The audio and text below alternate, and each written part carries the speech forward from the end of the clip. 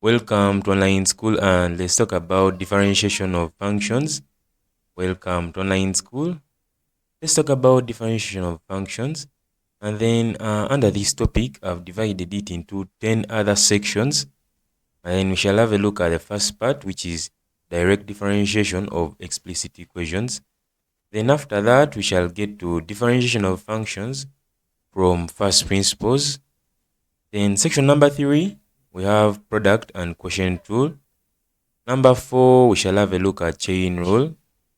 Then at number 5, we shall see differentiation of parametric equations.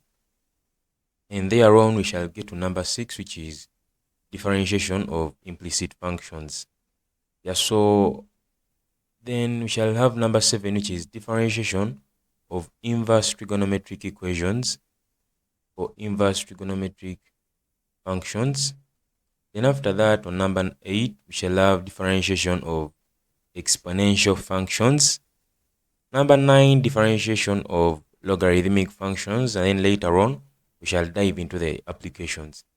So we are going to be handling section by section. And then next up, let's begin with direct differentiation of explicit functions.